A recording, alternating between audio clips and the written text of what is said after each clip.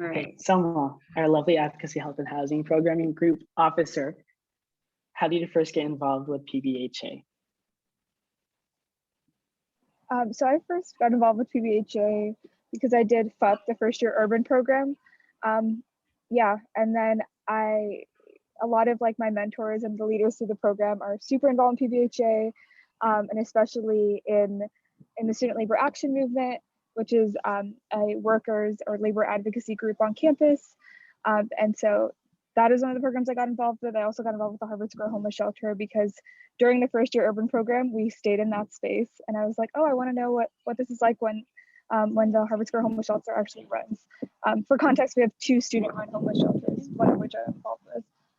And then, yeah, it was like kind of a wild year to join the Student Labor Action Movement, just because it was like the year of the graduate student strike. And so it was such a great introduction to like what labor advocacy was like.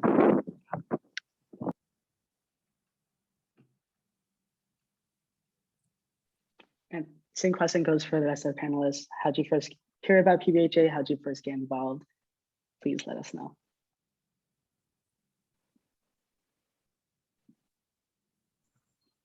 I can go after. Hi, I'm Fahima. I am a junior. I take the She series, and I became involved in PBHA actually. Well, Visitas, it was one of the events that I went to because PBHA had free boba, and I really love boba. But then I did the first year urban program, just like Selma did, and I got to meet some of my first friends and just get to know the community that is the Village Workforce Association, or PBHA. I later came to volunteer at the Franklin After School Enrichment program my freshman fall, and then my freshman spring I started directing the program, which is where I still am today. Thank you, Fahima, and thank you for letting us know about like the traditional board games and boba. That's what PBHA usually hosts every year during Visitas, but we promise you we'll bring it back better than ever this fall. I can go next. I've lived in, like I've said, I've lived in Cambridge my entire life. And so I feel like I'm a special case because I actually was a camper through PBHA, and that's how I first got involved.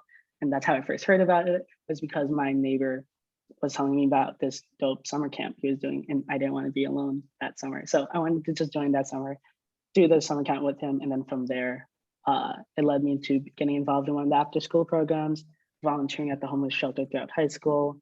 And then ultimately PBHA was the reason why I needed to come to Harvard. I was so anxious that I'd be anywhere else, but I got lucky, and I'm very grateful I'm here, and we can welcome more and more people to the PBHA family. Fada, would you like to go next? How did you hear about PBHA and what you're involved in with? Yeah, I can. I've just been so stressed trying to make sure everyone's spotlighted.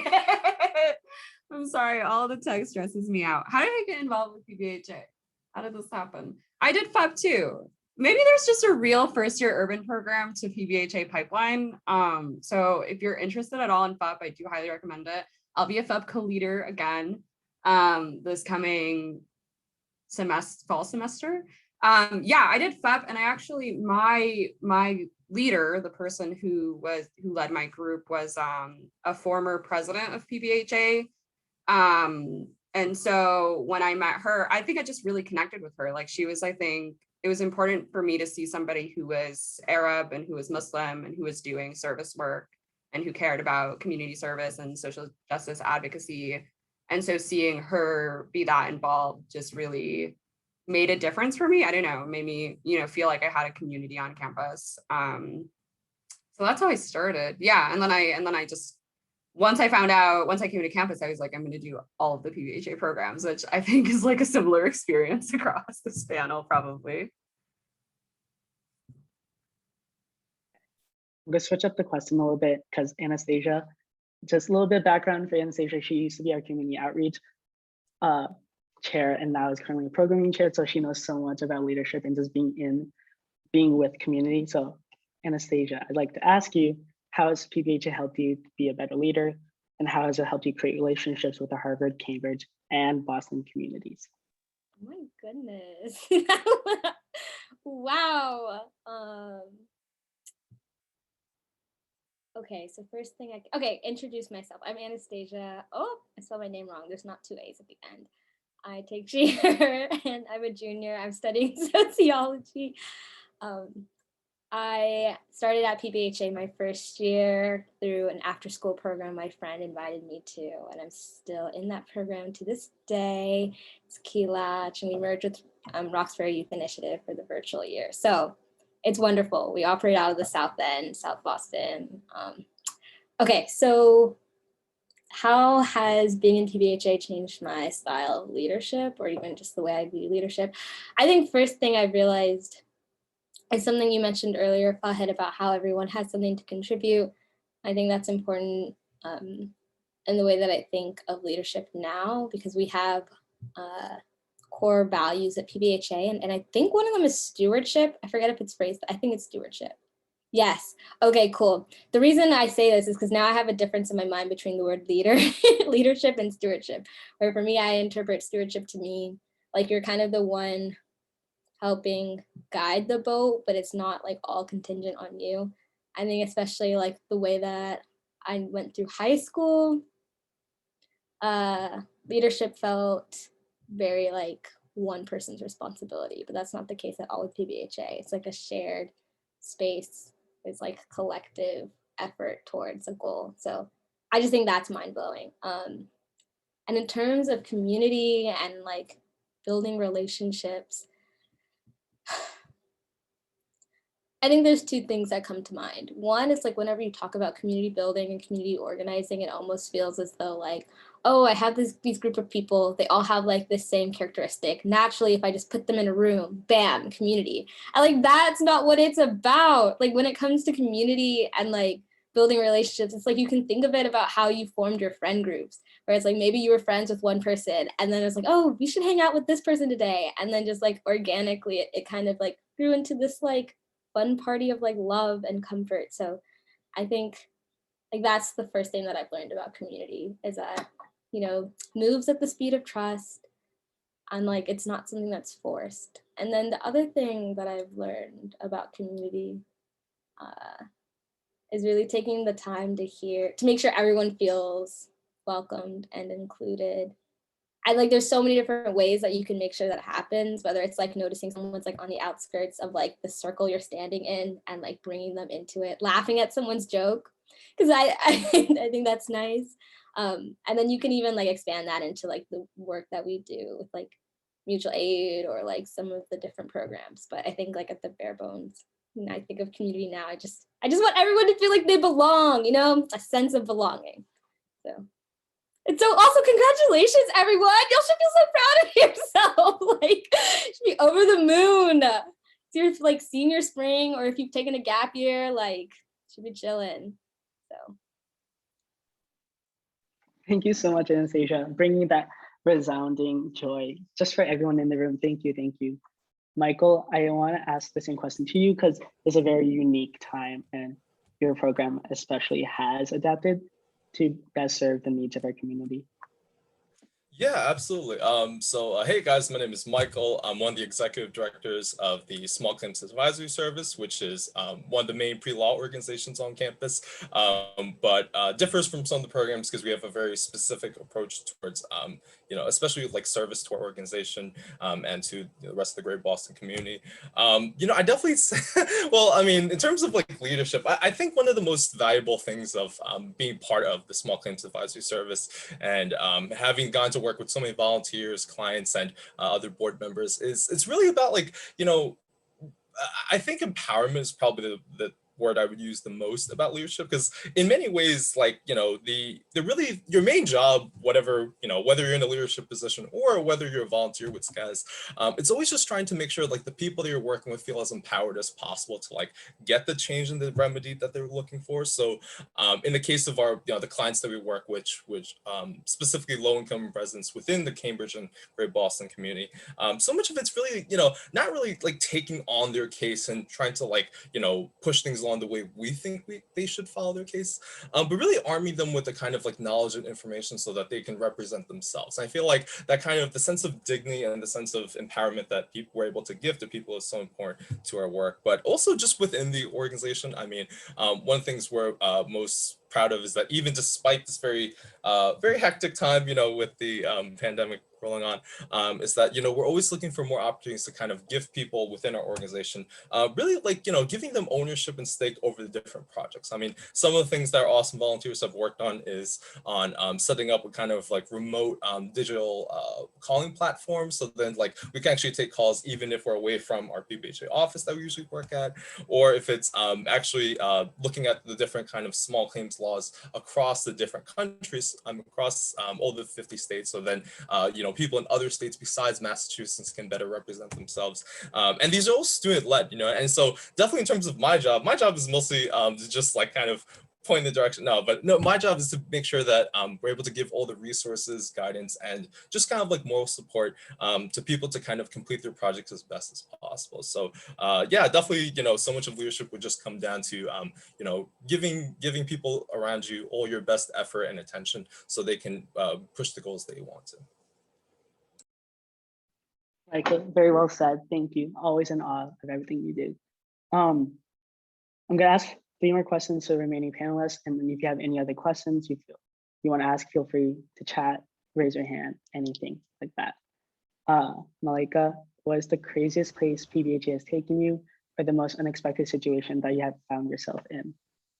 Yeah, so I'm Malika, I'm a first year. I guess I can start by talking about what I do in PBHA. So I'm the Director of Public Service at Harvard Islamic Society. And so with that, I direct the Harvard Muslim Youth Program that's within PBHA. And so I think the craziest place that this has taken me is kind of just inheriting this Muslim youth program where we connect with the youth of Boston and doing it in a virtual setting. So trying to find ways to foster community online and get these kids aged 12 to 17 years old to engage with us and find ways that our Muslim youth program can be kind of an escape for them and how we can serve them best.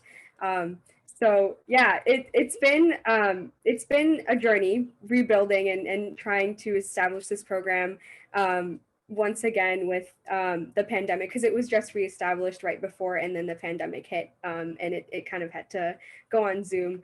So yeah, it was definitely an unexpected situation, but it's been so great working with the kids I get to work with on Wednesdays and Saturdays, and finding community in kind of just the disorganization of what the past few months have brought. So it's been a journey. It's been very unexpected. There's bumps thrown along your way, and you learn that leadership is not easy, but it's from these difficulties and things that go wrong that you essentially learn what leadership is. So it's been a good time. Thank you so much, Malika. You're the perfect example of how much we need fresh perspective to bring programs back, and just to think about how can we better envision our programming and make it a lot more impactful. For the other first year on our panel, we have Pbha. After hearing all of this, there's a lot of information. So I was wondering, do you have any current advice for pre-fresh interested in getting involved with PBHA?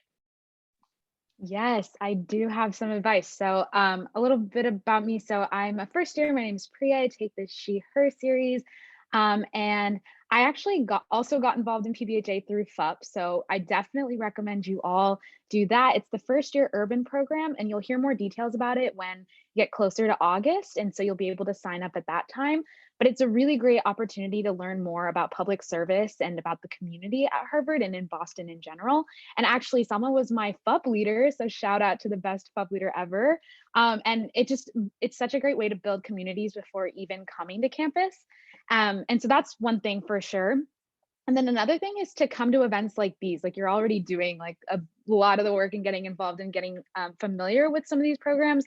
And the fall open house will also be a super helpful way to learn more about the different programs. And I would also encourage you to reach out to like any of us on this panel, or like anyone who is involved in PBHA, even like cold email the PBHA email. Like, we'd all be happy to talk to you more about the different programs and finding something that you'd be interested in.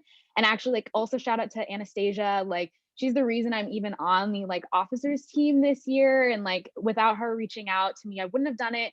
And so it's just like shows how great of a community PBH is and how reaching out can do like wonders for getting you and like all the places that you'd like to go. So hopefully that wasn't too vague and somewhat helpful, but I definitely encourage you all to reach out. No, that was incredibly helpful. You've done everything right, especially just being on the officers team your first year, taking advantage of coffee chats, getting those one-on-one conversations, and just having that feeling of mentorship from the jump. It really does help. FUP has been getting a lot of love, but we need to give some love to another pre-orientation group. And I'd like to ask Aisha, do you have any current advice for pre-fresh getting interested in getting involved with PBHA and/or FIRE? Oh, fires. I can talk about FIRE and PBHA all day, but I won't. I'll spare you guys in your ears. But to give, I guess, context on FIRE, I'm the co-chair of FIRE, which is the first gen low income pre-orientation for incoming first year students. So definitely sign up if you're FGLI, highly recommend. It will teach you things that you don't even know you need to know until you're done. But about PBHA, I'm currently the after school programming group officer, so I support all after school or youth programs. And I came into PBHA kind of diving in. I was that type of person that like did like 5 programs, and it was a lot. And that's changed over the years, but I highly recommend, if you choose to do that, like to take care of yourself, of course, and to make sure that you're committed to the programs that actually speak to you and your identity and that you get joy out of. And I think everyone has a place at PBHA. Like, no matter what your background is, you're gonna find a place where you feel like you're truly helping the community and you're gaining something from it as well. So definitely talk to upperclassmen, talk to the directors, be honest with them about like what you want to do. There are no hard feelings, as long as you end up in PBHA, there are no hard feelings about which program you do. So that's definitely something I would say. Trying to think what else. I highly recommend, I'm in Bry Extension. I was in Harvard Muslim Youth Program. I was in Strong Women, Strong Girls. Like, those are amazing programs. If you have any questions about them, please let me know, or about youth programs in general. But yeah, I highly recommend just deep diving into PBHA. That's the advice that I would give to pre-flush, and also do FIRE, but also would do FUP if you'd like. Aisha, I'm so glad that you said there's a perfect place at PBHA for everyone, because this leads to one of the questions that I got in the chat. Is there a comp process for PBHA? Are they different for different programs? Is it possible to not be a part of a PBHA program? But not like the other organizations where you have to apply to get into Harvard and then apply to get into a student organization, which makes no sense to me. Just a little sub, but you know, anyone who wants to answer about the different comp processes / lack thereof, because there isn't.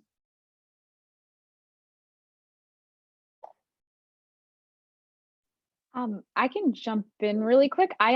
So as the assessment and evaluations chair, I really like work with Jessie, who is a staff person with PBHA, to make sure everyone finds a place in PBHA. So, the only reason we like wouldn't be able to include you in a certain program is if they're over capacity or they're not running, or if they don't have enough people that they are working with. And so in any of those situations, we definitely work with you one-on-one to make sure you find a program no matter what, especially in the like PGO group that you're interested in. And so like definitely always find a place for you, and like you'll never be turned away from PBHA. And Bria's being modest. She works so hard to get over 600 volunteers placed into each program. So if a program is over capacity, there's a referral form to get placed into another program. So whatever program you want to do or whatever interest you have, you will get placed into a program and be able to develop that there. Yeah, I think that's perfectly right. Like, there's literally no reason for people to siphon off doing work for communities and doing work for service. So send us more questions. Feel free to also raise your hand if you would like to ask your question out loud. It can be as specific as you want, as non-specific as you want. Oh, there's a hand. Oh my gosh. Shirley, what's going on? Hi, I'm very excited to learn more. I was just curious in terms of like organizationally how it works. Is it mainly all student led, or are there, I'm like looking on the website and they're like staff members.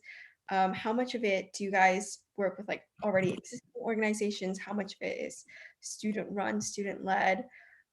Yeah.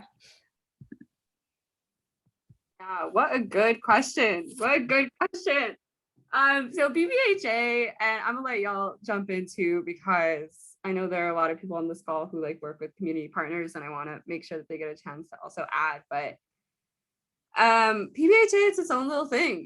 Like, I'm not gonna lie. PBHA is like, it's a student group, not a student group. So we're technically a student group at Harvard. At the same time, we're also a 501c3 nonprofit registered with the state of Massachusetts. So in a lot of ways, we're separate. You know, we raise our own budget, run our own programs, have our own resources. And so when you looked at the website, you like saw probably like students / officers, something called a board of trustees, probably, and then staff. So PBHA is entirely student led. So there's a team of 21 students who are elected to what we call the officers team. And they basically make sure to support all of the different programs that are running. So each program has its own mode of, you know, running their program. They either have a director, they have a board with multiple directors, they have their own communications chair, et cetera. There's a lot of autonomy for each program to decide how they want to run. The officers team is around to support each of the programs and make sure that they have what they need, they have resources, they are, you know, reflecting, they have money, all of those various kinds of things. The reason that there are staff on our website is because we are students, little baby students, who do not know how to run a nonprofit when we are in our first year at Harvard or even our third or fourth year. So the staff members are community members. They're people who have lived in the Boston area for decades. And we hire them to support us with running programming. They give us advice. They're like, honestly, they turn into our parents a lot of the time. They give us advice, right? They like take care of us. They check in with us. They teach us like how to do things and be good people and connecting with communities. And so they really just like support the running of the program. So PBHA kind of has a dual mission. We like to say that a lot. One of the missions is filling gaps in resources and services in Cambridge and Boston. The other mission is to develop student leadership, right? How do you empower students across Boston and Cambridge, right? Not just at Harvard. The great thing about PBHA is that we have students involved from Wellesley, Boston, Northeastern, developing student leadership so that they feel empowered to take on this kind of work. I feel like that answered it, but I want to let some of our officers who are here and former officers maybe add some nuance to that if you'd like, or anything that I didn't answer.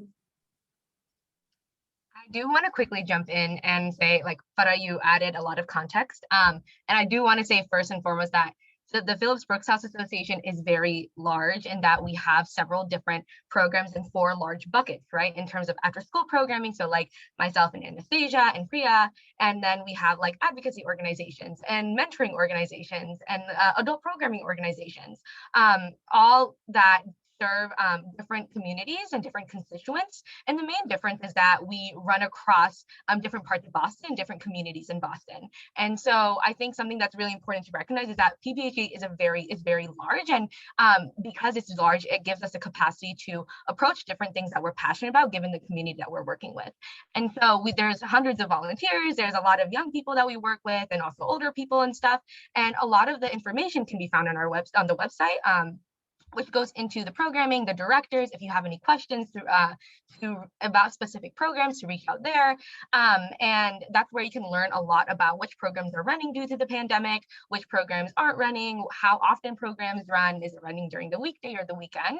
I also understand that this information can be really overwhelming, but I think this is a great introduction to what public service is in not just the Harvard sphere, but in communities. I also want to say that like this is also a chance to critically reflect on the privileges that we carry. We all carry as individuals, but we specifically carry as Harvard students, as being in privileged positions, and to how to utilize the resources in different communities through mentoring or through advocacy and whatever it is. I know that was a big spiel, but I want to recognize that it's okay to have a lot of questions. And there's a lot of acronyms, it's a whole alphabet soup. So feel free to ask more questions and stuff. Yeah.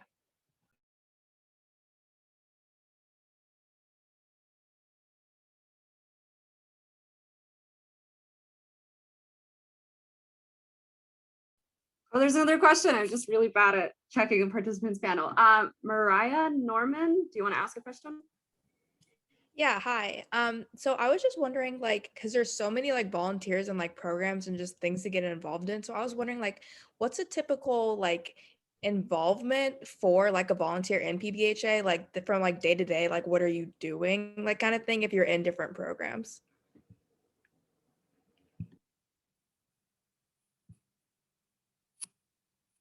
Someone take that. That's not me. Yeah, I can. Okay, so I'm just I was reading some good stuff in the chat. Let me just make sure I got your question right, Mariah. You're asking what the general like commitment looks for a volunteer, given that there are like a variety of program types, or? Yeah, pretty much. And how there's like advocacy and then also like tutoring, like just different things within each program. Like how do you know like what to get involved with each one kind of thing? Okay, awesome. I'll give a general overview and then maybe we can hear from some of the PGOs on the call. So I think we have a PBHA fair at the beginning of each term, and that's when you'll get to know all the different programs in person. And they usually share information about what the commitment looks like for a volunteer. So what I can say for after schools, for example, when we were in person, a program could run for 4 days a week, let's say Monday through Thursday, and then including travel time, you would usually like block out like from 2 p.m. to 6 p.m. on one weekday. Most volunteers, I think, would volunteer 1 day a week. There's no like cap again, like there's not like you can only volunteer on Monday. So in that respect, there's so much like agency on your end to choose like how you choose like your level of commitment to volunteering. So yes, but that's like for after school, which is like what I know of. So I think there's a lot of different other program types that we can hear from.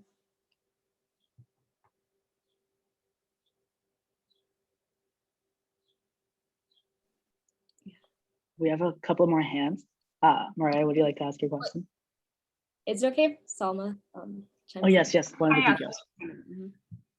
Yeah, I think it definitely varies very widely among the programs, and especially if you decide to like go for a leadership position.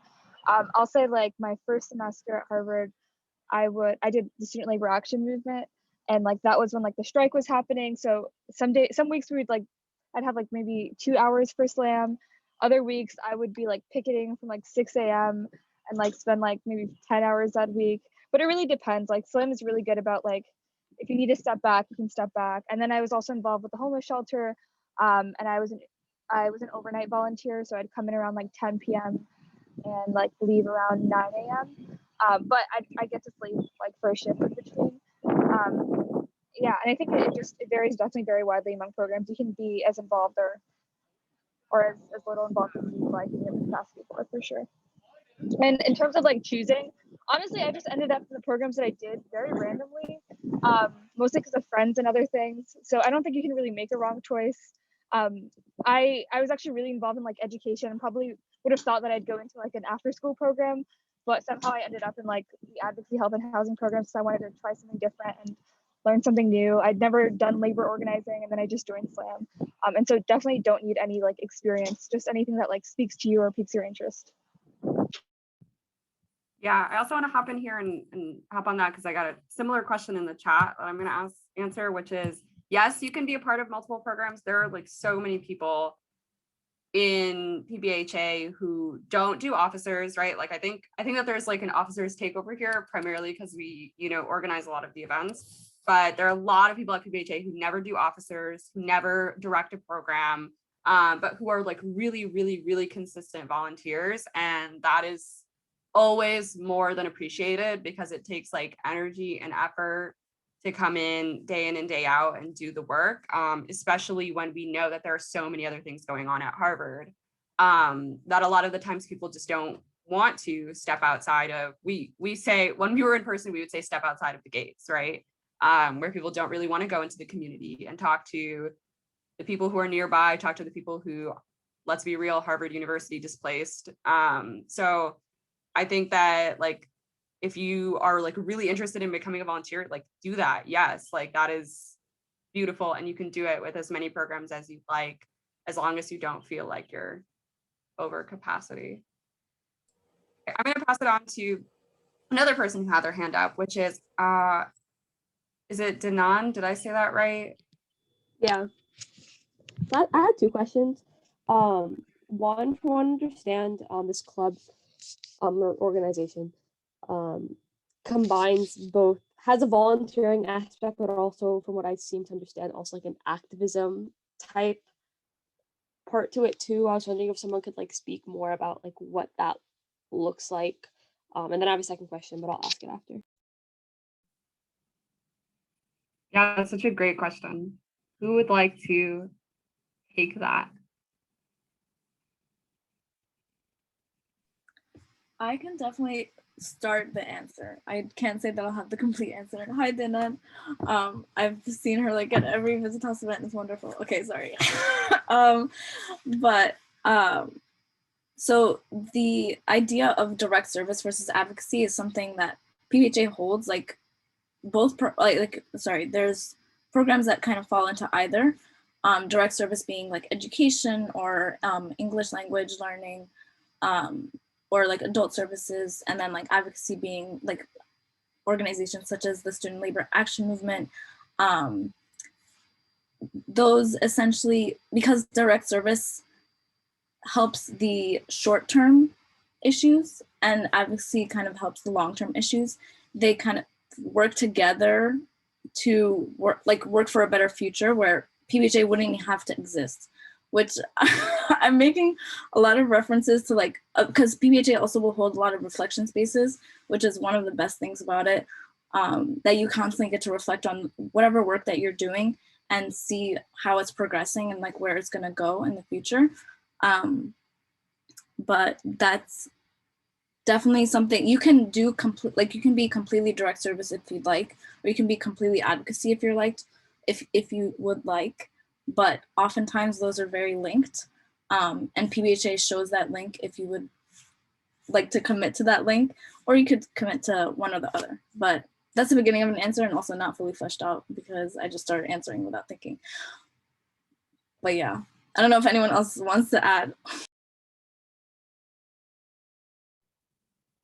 Yeah, I think you really hit it, Aisha. I think that at PBHA, it's unique because we are really committed to direct service, and we are also really committed to advocacy and long-term change. And I think that what Aisha's referencing, we do a lot of reflections in like large community settings and small community settings. And one of the conversations that we always have is, how do we balance the fact that we know that what we want is long-term structural change, and people are struggling now and people need help now. And so we try to really hold both things when we think about programming as a whole. As a volunteer, you can join both volunteer programs and advocacy programs, right? Or you can say, I want to just do direct service programs, or I want to just do advocacy programs. So you do have that option, but the reason that they're both at PBHA is because for us, they're really inseparable. All right, Danan, did you have another question? Did you say? Yes. All right, hit us with it. So I came up with another one, so now there's two more. I'm sorry, but I'll be done after that. But so just to kind of branch off of that, so you guys have like reflection periods, right? Just kind of sessions. Beyond that, what exactly does the PBHA community looks like within the volunteers and just the Harvard community itself? Like, do you guys have like events or like dinners or anything like that?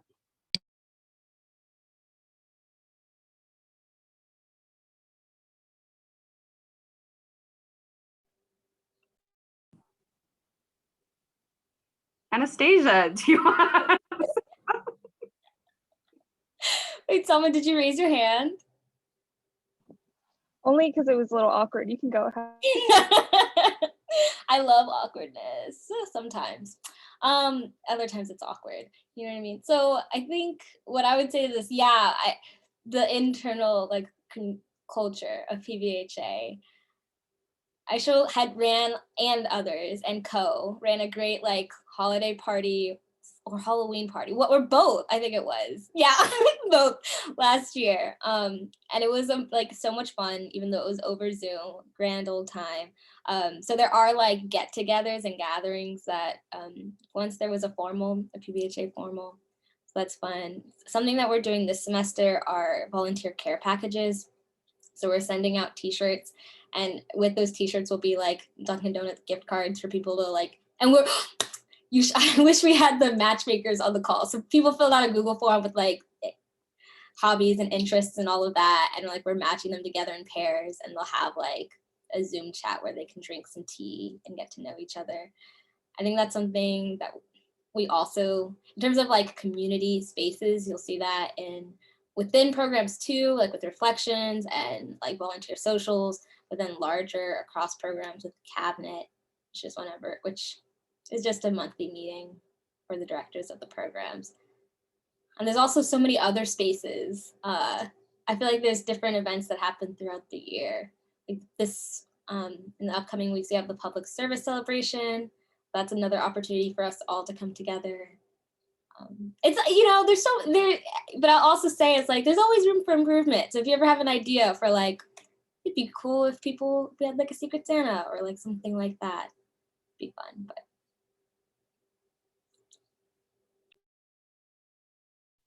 Okay, one last question, I promise. So one of my favorite things about volunteering is definitely like the relationships that you form with the people that you're working with. So I was just wondering, like, do you guys have any like favorite memories or like favorite relationships that you formed? I'd just like to hear more about those. Okay, can I just jump right in? So I forgot to mention this, but over the summer, I did the Refugee Youth Summer Enrichment Program, which is one of our summer urban programs, which is essentially just like a very intense, okay, I say intense, not in a bad way intense, but like more immersive learning experience for mostly for the youth. And I was working with teenagers, and it was an English language learning program. And at the end of the summer, after a whole summer, like after like 5 weeks, like daily meetings with them, I had my outro interview with one of them. And I was like, oh, like, how do you feel? She was worried at the beginning of, sorry, I'm like backtracking a lot. She was worried at the beginning of the summer about going into non-ELL classes. And at the end, when I was talking to her, she was like, I feel so confident now. Like, I'm going to talk in those classes. Like, I'm not going to worry about what other people think about my English. I know my English is good, and I'm going to like speak up and participate and all this stuff. And that it made me feel like the summer was worth it. And something also that one of our director of programs says a lot is sometimes you will not see the impact of your work in your lifetime. Because the impact that we have on these people is something that will last for much longer than maybe we'll see just within the program. So yeah, that's my favorite memory with. I actually am not I don't remember which school. We weren't at a specific school. It's just the greater Boston area for RISE. Yeah, I guess I can jump in with just like a quick. It's been a couple of years, but one that for sure I always like sharing because it really shows the the power of the work that we do here at PBHA and especially SCAS. So yeah, I think this was actually probably the first case that I ever worked on. It was actually just this like person who called over the phone, saying that like they essentially got like scammed from like a used car dealership, and it was just awful. It was like the car they paid like $3,000 something for it. Oil was leaking every time they drove from. But because like the car had, it actually went over the mile count. Like in Massachusetts, there's like certain mileage that you have to kind of makes you eligible for different kinds of like protection laws. And the used car dealership like fully knew this, was like, yeah, this car is like totally over the mileage count. You can't like sue for whatever normal protections there is. But when they contacted us, we informed them that like under Massachusetts, like, you know, consumer law code, they actually do have like other rights that, of course, you know, used car dealership wouldn't tell them about. And you know, it was always just really cool because, like, I mean, you know, over the phone, over the conversation, I mean, this is just someone who, like, you know, is just trying to go about their daily life. And you know, and you know, it's like, you know, people are sometimes bad actors, but you know, anytime we can kind of make even the smallest difference to try to like help, you know, just find them like, you know, a remedy and help them, you know, help make them whole. I think that's always been one of the best memories I've had, because it really just shows that like the even the small little ways that you know, SCAS and other organizations sometimes try best to help people.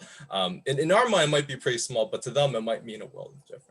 And so, you know, that's definitely one of the best parts about, you know, public service with PBHA, and definitely an experience that I hope everyone here has at some point.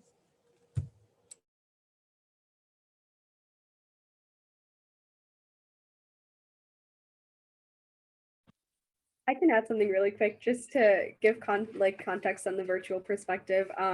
Like I said, I'm directing a online program with the Muslim Youth of Boston. And honestly, it's just a little moment. Like I have these few kids that, you know, show up every time. There's sometimes like I'll have new kids show up, but over time, like you build relationships, and like, I don't know, now I know, like I literally know this kid's like entire school schedule, and I'll know, like, I'll be like, hey, how'd your exam go? And we'll just like bond over small things like that. So it's really exciting because, you know, seeing someone and meeting with someone and playing these games and working on homework, it's like mentoring, volunteering. It comes to become a friendship that you don't even realize. It's so natural. But yeah, I'm so excited to meet these kids in person too when we kind of transition next year. But yeah, like everyone said, you can't go wrong with the program you're in, and the, you know, if you end up doing after school volunteering, or if you end up mentoring or doing advocacy, outreach stuff, like you truly can't go wrong. So yeah, just one last plug, like PBHA is great. You can't go wrong with it.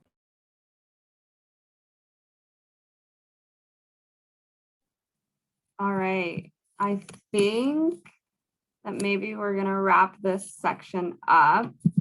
Thank you so much for all the questions, and thank you to all of our panelists. Honestly, listening to y'all makes me like realize how cool it is that I work with you. Like, I don't know if that's me, but I'm just like, yeah, Anastasia's so cool. Michael's so great. But yeah, all my besties, exactly. Love PBHA. So the next thing that we're gonna do is we're gonna go into breakout rooms based on what we said were programming groups. You may have heard us toss that term around a little bit. Basically, that's like the kind of programming you're interested in. We're gonna have an after school and mentoring room. We're gonna have an advocacy, health, and housing room. And then we're gonna have an adult services room. And so if you are interested in any of those programs and you wanna ask more questions and hear more about the experiences specific to that programming group, we're gonna do that for about 10 minutes. And then we're gonna come back, play the scavenger hunt, and maybe one of you or several of you, I think we're giving out several prizes, will win something. So stick around for that. I'm going to open up the rooms, and then feel free to also hop around if you are like, I'm interested in several things, which is totally valid. All right. I'm going to let you guys select your room, so feel free to go ahead and click. Let me know if it doesn't work for any